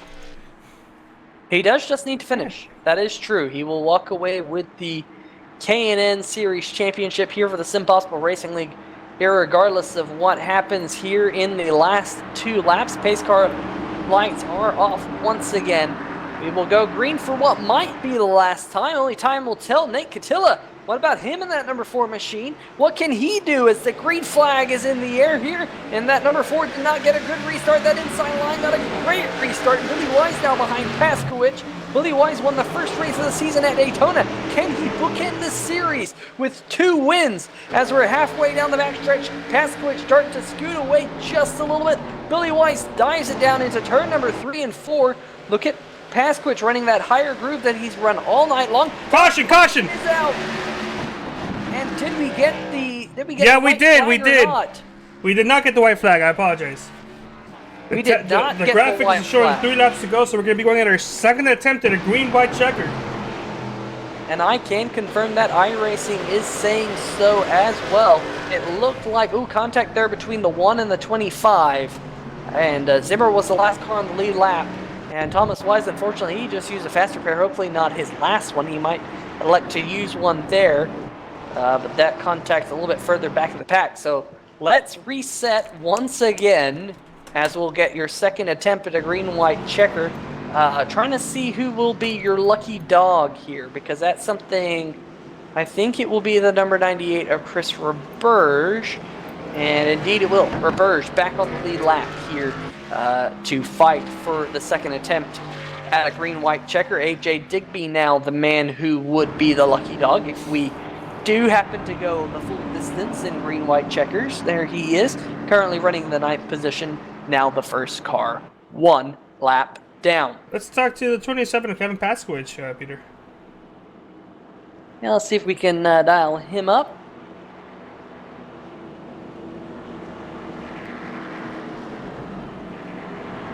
Kevin Paskowicz, Peter Short in the 3-wide TV booth. You got a copy? Hey guys, what's up? Well, man, you're up at the front here. Green-white checker. Anything can and will happen. I know you've already kind of been involved in that the few scrums here tonight. And how are you going to get to the checkered flag here tonight? You've definitely had a lot of pace in that number 27. I have no idea, guys. I while I'm on here, I do want to apologize to Kyle and the guys for getting into him on that restart. That was absolutely my fault. But I don't know. Green-white checkers are incredibly stressful. I'm really surprised it threw this one because I thought I was past the start-finish line for the white when the caution came out. So I don't know. Just gotta push hard. Watch the lines. The guys behind us are running where they're fast, and try and keep them behind us. This whatever it is, if it's the setup I have with my wheel or what, but I've really been able to rotate top of the corner. I've been really able to use the second lane here where I don't think a lot of guys have been able to tonight. So We've noticed. use that to our advantage. See what can happen. Absolutely, and like Carlos said, we've definitely noticed that you've been the only one really been able to utilize that second group, and you've done so very, very well. Was going to say, since iRacing implemented these green-white checkers, how stressful is it as a driver to go through each and every one of these green-white checkers? It's really stressful. I think, all the green-white checkers I've been involved with up at the lead or up in the top 5 in the leagues that I run, including this one, I think I've only come out on top once, and that's after having led for multiple ones. So it's stressful, but you just gotta put your foot in and try and make no mistakes. Absolutely. Well, hopefully there's no mistakes here and out, Kevin. You can get the win, and hopefully we get to talk to you here in just a minute. But pace car lights are off. We'll let you get set back to it. We just thank you for stopping by. All right, thank you guys. All right, that is your race leader, the number 27 of Kevin Paskowicz, ladies and gentlemen. As I try feverishly to move him back. I've struggled with that before. This is going to be the second attempt at the green-white checker, 2 of 3. Let's see what's going to happen this time by. Indeed he is, and there is the green flag in the air as I just moved him back to his his racing channel right as the green flag flew, so hopefully he's all right. Definitely got a good restart, but here comes the hard-charging number 17 of Fernando Matos. Look at Matos, 3 wide up into second. Paskowicz has been able to scoot away up at the front, but now Matos into second. What a recovery for him. And what about the number 25, Kyle Zimmer? What a recovery for him. He's up to third, battling for second now here on the last lap. Paskowicz still up front using his Kevin Paskowicz second groove. Matos on the apron there going through turn number 1 and 2. Zimmer in the wall. Coming down the backstretch. That's going to open the door here for Nate Catilla. Contact. Oh, no! And the 25. Zimmer on the outside wall. That's going to open the door for the number 98 as Kevin Paskowicz already crossed the start-finish line. Paskowicz gets the checkered flag. Matos finishes second. And finishing in third, as my voice decides to start to leave me, Chris Roberge comes home third. My, oh my, what a crazy last lap. And in all that mess, the number 25, oh, Zimmer, he's going to express his displeasure at the number 27 machine. And a little bit of bumping there coming through turn number 4. After the 27 got into the back of the number 25, the number 98 of Chris Roberge is going to come up and give him a donut. I don't know if that's a celebratory donut, congratulatory donut, I should say. Or, hey, buddy, not quite sure, but nonetheless, the number 25 will take the checkered flag here tonight. He's gonna say hello to the fans and start doing some donuts here in the front stretch. Remember, ladies and gentlemen, the number 25, Kyle Zimmer, does come home with the K&N Series Championship here in the SimPossible Racing League here on 3Wide TV. But there's your race winner. It looks like possibly the number 99 is still out there in laps. No, that's assuming the number 57 Tom Johnson. Both of those drivers have red numbers. And we have a couple drivers doing donuts out there. Here's number 27. And what about Kyle Zimmer also burning down on the front stretch with Chris Roberge alongside him. And also Fernando Matos. Matos coming out of here with a second place finish. That's got to feel like a win for him. Stayed in it all race long. We'll get to talk to your top 3 finishers here in just a moment. But look at all those drivers on the front stretch. This is the end of their seasons, ladies and gentlemen. The end of the National Touring Car Series. And it has been an absolute ride, Carlos, as Paskowicz getting his win. He came in tonight 4th in points, the only driver in the top 4 without a win. And he gets that checkered flag here tonight. It's my, been oh my, what a finish, blast. Carlos. Yes, that's true. It's definitely a fun race from start to finish, and I can't wait for what these drivers get to do next season. Absolutely, looking forward to that. Of course, this has been the mixed season on Monday nights. They have been alternating between the trucks and these K&N National cars. Kind of different beasts to drive. These have a little bit less horsepower, a little bit, I would say, easier to drive, a little bit more forgiving. But nonetheless, they put on a show each and every week with the trucks and these National Sports cars. As you see, side-by-side burnouts against the wall there. Well, Carlos, how about we go on a quick break and see if we can dial up the top 3 and your series champion driver of the number 25, Kyle Zimmer. Sure thing. We'll be right back, everybody.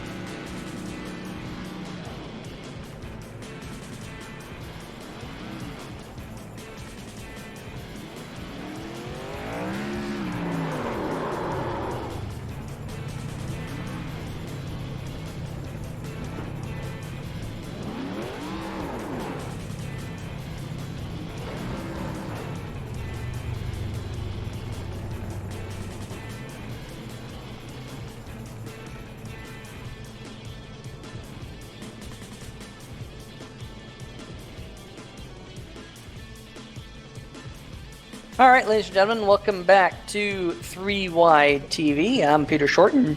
Joining me up here for this race has been Carlos Acosta, the man also manning each and every single one of these cameras here around this joint. We're about to talk to your top 3 finishers, as well as your series champion, Kyle Zimmer. And the first one that we're going to be talking to is the third place finisher, that, of course, being Chris Roberge, and I believe Carlos Acosta has caught up with him. Yes, hello, Chris Roberts. Are you there? Do you have a copy? Yes, I do. Chris, you were looking at possibly a finish outside the podium, but a couple of incidents between on the last lap allowed you to pass at 25 and spinning 4 to get yourself in third place. Very, very up and down night for you. If you want to go ahead and give us your thoughts on how the went as you are pushing the series champion to his garage.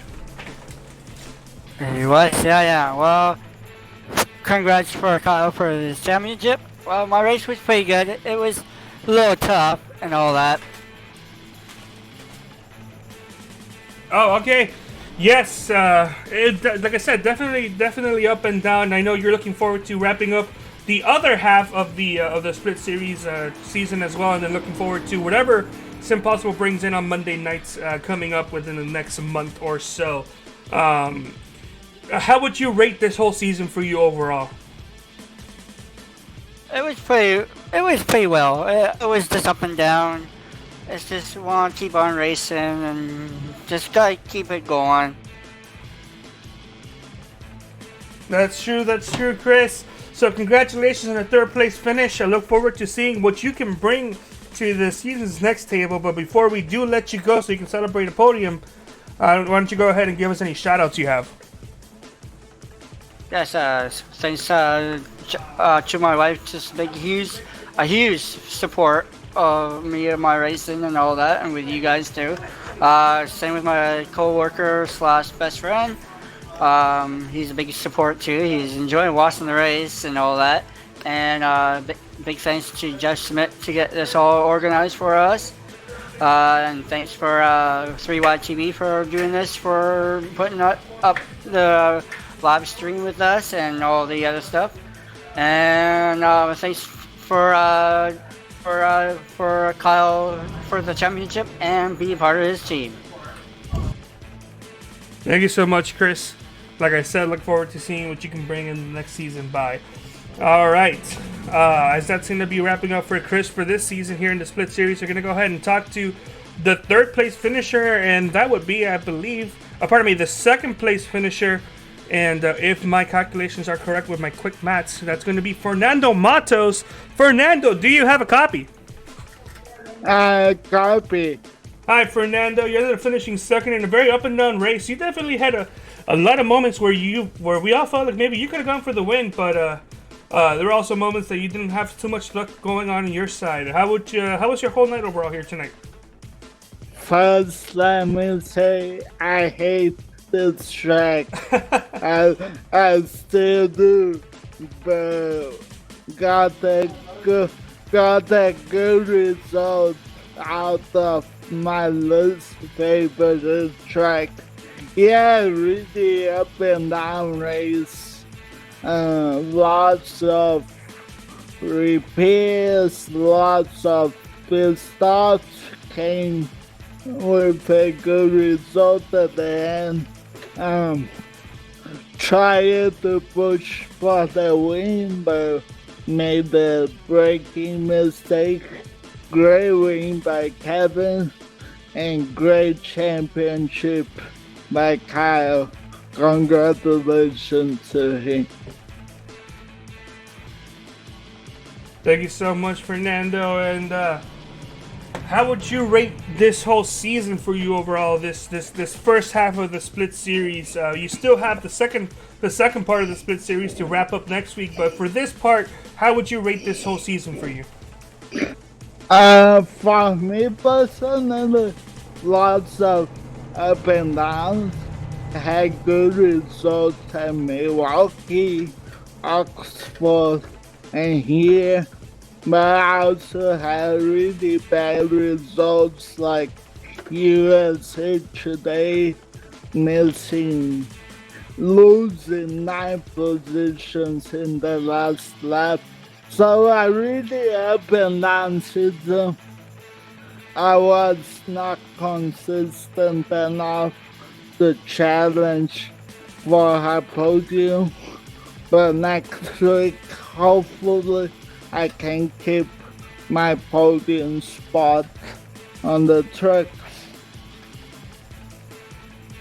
Next year, we'll see what's going to happen next week when that does happen. So Fernando Matos ended up finishing second place in a very up and down race in a very up and down season. Before we do let you go, how would you? Do you have any shout outs you want to give out to anybody? Yeah, shout out to our champ, good championship guy.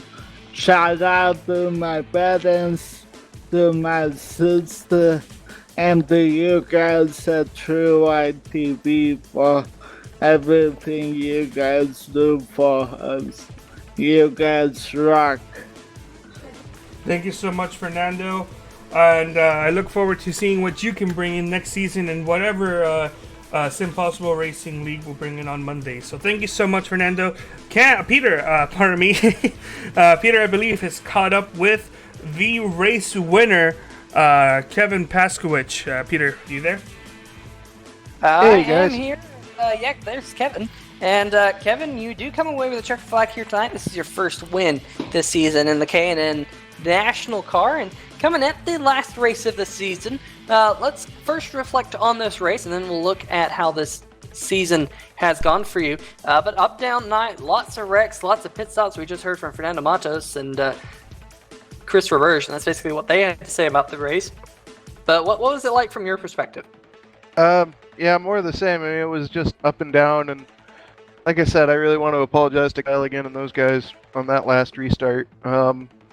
It wasn't my intent to get into him. I actually wanted to get back to the outside lane because I knew I could get a good run off the corner out of him, and just misjudged it and come in the right rear. So, but yeah, we had a lot of fun tonight. It was up and down. I felt like I might have had one of the better cars, especially on a longer run, just because we were able to roll the top a little bit better than I think most everyone else was.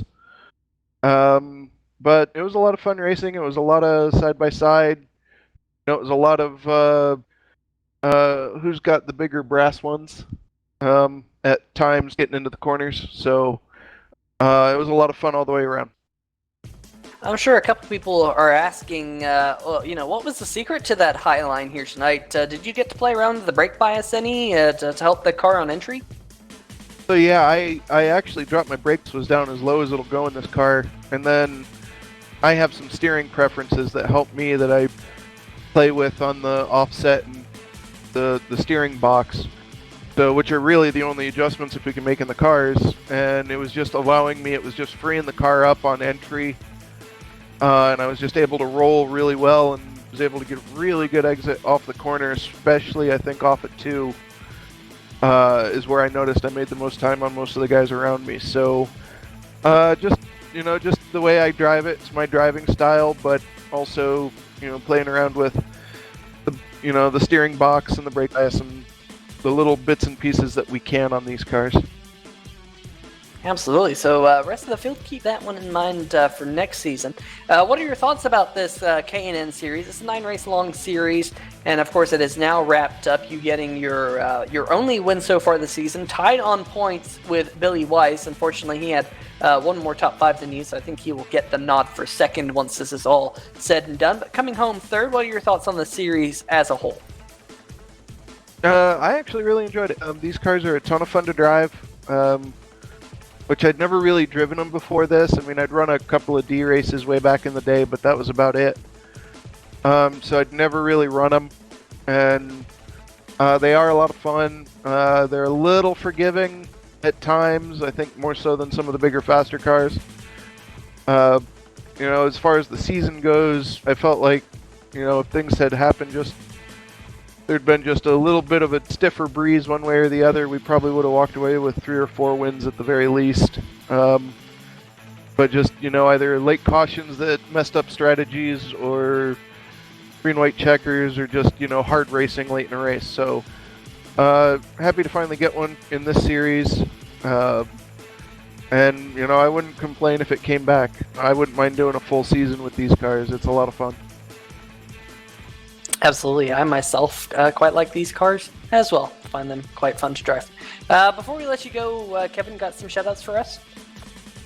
Just, you know, always got my teammates, phenomenal Evolution Racing. All those guys who helped me to be better in many different ways. Of course, Palmetto Distilleries, Palmetto Moonshine, PH Human Project, PH Aware, and Marietta College esports program. So all of those guys, I think of them. Then of course, you know, my wife Karen for putting up with me doing this. She's watching. She's right here behind me tonight. And of course, my dad and my family for, you know, stepping in and being there. So thank you, everyone, and happy to finally get one of these, and we'll be back next season. Absolutely. Well, Kevin, great talking with you. Congratulations. Celebrate the win here tonight, and we'll see you next season. And we have the trucks, of course, wrapping up next week, so that should be a good show as well. Yeah, we're excited for the trucks. I think it's the same story here that it was over in the trucks. I think I don't think he quite has it wrapped up, but he's pretty close. And we'll see how it goes. I'm still going to try and give him a run for his money. But congrats again to Kyle and Billy for the 1-2 in the points. And thank you again, Jeff. And of course, thank you guys for everything that you guys do for the league. So awesome. Have a good night, guys. Absolutely. Well, Kevin, like Kevin said, next week we got the trucks wrapping up. There's 9 race long series themselves at Darlington. 85 laps around that joint. Should be a lot of fun. All right. Well, now we get to talk to your series champion. That is driver of the number 25 machine himself. Of course, that would be Kyle Zimmer. Kyle, you got a copy? Kyle Zimmer, Peter Short, you got a copy? Yeah, I'm there. There we go, Kyle. Man, oh man, buddy. Fantastic championship.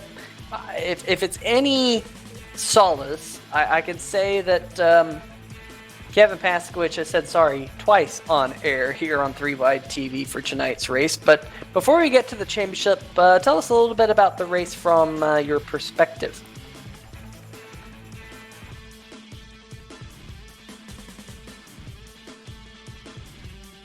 Yeah, and race was up and down all race long. Kept getting involved in some racing since then. Kept falling back and forth, back to the front. Had several laps from first 1/4 of the stage, and that's 40-50 laps was really up and down. Rather get back in front and kept getting. The fear came back up and one caution and hold on to me for most of the time right there.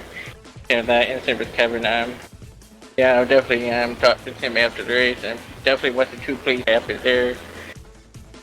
Really wanted to win, especially in Longest. Tried at the end, tried to see if I could get back up there. I'll take home plays and the train. Well, you know, I know all of us kind of want to leave this place with a walk-off victory, so to speak, when you win the championship. But you know, now looking at the championship, you are the championship, champion. You get to add to your 2018-2019 Truck Series title here at the SimPossible Racing League with tonight's K&N title. Have you enjoyed driving these K&N cars, and what have been the highlights of your season from your perspective?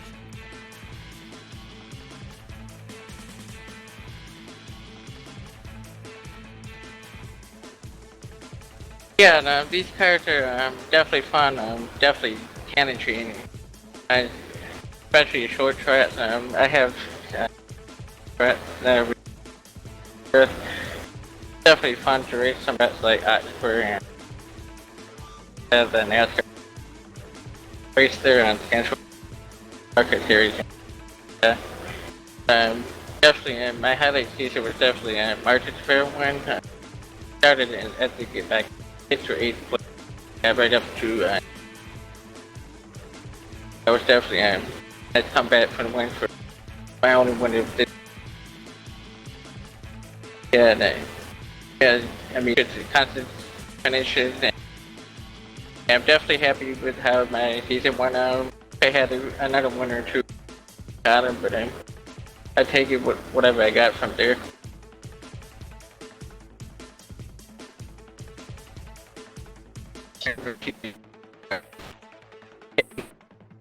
Somewhat like that. Absolutely. They've been a lot of fun to watch all season long. Next week, we got the Truck Series wrapping up. And of course, you are the odds on favorite to win the Truck Series title at Darlington. Should be an 85 lap race, I do believe, around that 1.5 mile racetrack. What are your thoughts about Darlington? Yeah, and especially it's gonna be the same plan as today. You know, I'm heading in point leader as well, trying to get my third championship. Darlington is one of my favorite tracks. It's definitely a tough track. I definitely I test some laps there. It's definitely fun. I believe we're gonna be racing tonight, but I'm not 100%.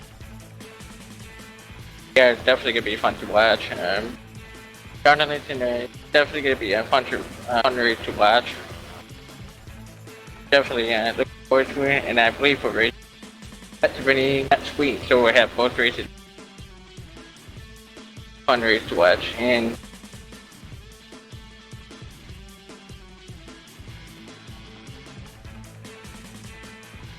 Yeah, should definitely be a fun race to watch, Kyle, as you try and get your third SimPossible Racing League title. But before we let you go, you got some shout-outs for us?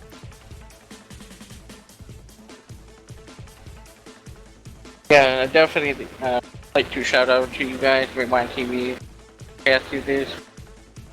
I also want to thank Jeff for creating this. I want to thank everyone who participated. Definitely fun race about these drivers as well. I also want to thank Tracy, Chris, and Dave for joining me. Definitely been a fun season. Definitely looking forward to next season. Not sure what we're using. Something new, energy would be definitely fun to see. Thank you. Absolutely. Well, Kyle Zimmer, ladies and gentlemen, your series champion here is second career SimPossible Racing League champion. Kyle, thanks for joining us here tonight. We'll see you again next week at Darlington.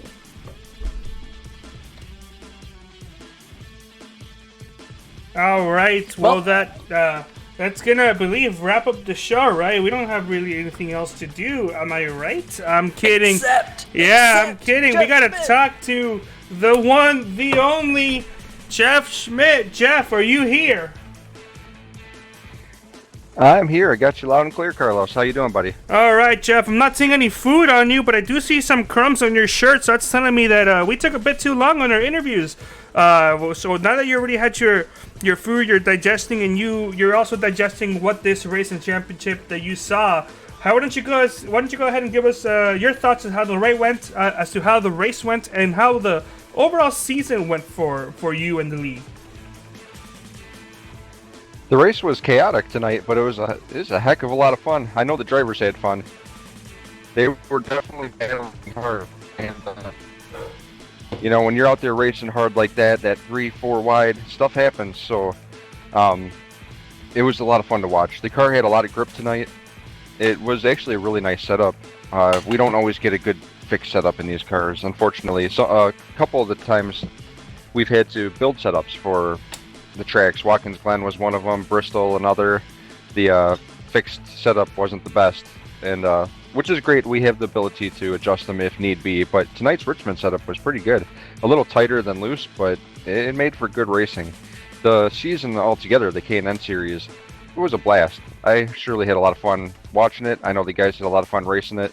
Those cars are a heck of a lot of fun. they just make for good racing. They really do. Had a great time this season with it. That's great to pardon me. That's great to hear, Jeff. As I'm getting myself set up for another race that I have to go to in a couple minutes. Jeff, man, this whole thing has grown from a very small operation to what it is now, and it's just great to see you and wrapping up. I believe this is the third season, third series that we've done for you guys since you guys have started, with the fourth one coming up next week. I'm just interested to see what thoughts you guys are going to be doing on Monday nights now that in about maybe like half a month to a month from now when the next season continues. Yeah, up until February of 2020, I mean that's still up in there. What we're gonna do on Mondays then. In between, we plan on doing some kind of winter series. What that is, I can't tell you yet. I mean, just because I don't know. We're gonna all talk and definitely want the majority to at least agree on something together of what they want to race. I've heard a lot of talk about late model or super late model, so that definitely could be an option. It's really up in the air. We do know that Wednesday in 2020 we're definitely going to be racing the Cup, so that's a for sure thing. We're going to be racing the Cup cars, which I'm looking forward to that. Oh, the newer Cups. All right, that's very interesting to say. We don't know fully yet if we will be broadcasting the winter series, if there is one, but we will be back to broadcasting for sure the Monday series once it does continue, whether it's a full on another split series or another vehicle gets selected for a primary Monday series. That's yet to be determined. We will let you know as soon as we know more about that. But Jeff, very fun day, very, very fun season. Wrapping up another one next week. We go on to, I believe, Mid-Ohio on Wednesday. Am I correct in that?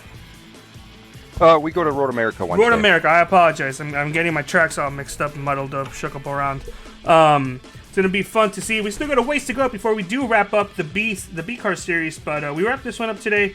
And before we do let you go and finish wrapping up this broadcast, I wonder if you have any shout-outs you want to give out. Yeah, I'll make it quick. I know you gotta head off and do a race yourself here, so I'm not gonna hold you up too long. Just definitely want to thank the drivers' families for helping them out with everything. Got to thank you guys for broadcasting and calling the race always for us. You do an amazing job doing it. We're always looking forward to progressing as a league, getting more drivers out there. If you're a driver with a disability or you know a driver with a disability that wants to join us, please go to SimPossibleRacing.com, and on the bottom of that website there's a sign-up sheet. Got to thank the iRacers Lounge podcast for having me on recently. That was a great thing, and I had a lot of fun being on that show. So thank you to them for that. Thank you to everyone that's donated products to us for our charity event coming up September 14th. Look forward to that. Team Brit, PCDC, SimAbility special events coming September 7th, which we're going to have 4 teams out there, including yourself. I know you're going to be out there racing, Carlos, so we're looking forward to that, to have you in a SimPossible car to represent the league. Super exciting. A lot of cool stuff happening. A lot of awesome people that's helped along the way. Just God bless to all, and we look forward to being able to help out and do whatever we can for these drivers. Well said, Jeff. So we're going to go ahead and wrap up this broadcast. But before we actually truly do that, Peter, why don't you go ahead and go through all of the finishing results out here tonight. Absolutely, and getting the win, the number 27 of Kevin Paskevich. First win on the season for him. Fernando Matos comes home second, sneaking through the big melees at the end to come home second. Christopher Burge comes home third. Tom Johnson, didn't really talk about him all night. Very quiet night in that number 57 machine, but comes away with a top 5 finish. Billy Wise also came home with a top 5 finish. What could have been for Billy here tonight? Had an outside shot at the championship. Did not pan out for him because of number 25, Kyle Zimmer, finishing 6th. He is your 2019 K&N Series champion here in the SimPossible Racing League. 7th is the number 1 of Thomas Wise. 8th is Nate Catilla. 9th, AJ Digby. First car 1 lap down. Brian Lowhead comes home in 10th. Finishing in the 11th position, that'd be the number 99 of Johnny Berardi. And rounding out the field is the number 13 of Alan Capers, who unfortunately had some connection issues about halfway through the race. Well, Carlos, it's been an exciting season. Can't wait to see what's next in store for the SimPossible Racing League drivers, but that is, at least for now, next week at the famed 1.366 mile Darlington Raceway. Should be a lot of fun for the finale of the Truck Series side of the split season for these guys. And Carlos, should be a lot of fun then. That's true. I can't wait to get this thing started and see what's going to go on there. So, Peter, let's go ahead and give it the shout-outs and wrap up the broadcast. That is right. I want to give a shout out to SimTV for these awesome camera angles that we finally were able to get sorted out about a third of the way into the race. And also want to give a shout out to Thomas Morris for the graphics package and ATVO for also putting in the green-white checker, because that's a pretty cool, neat feature.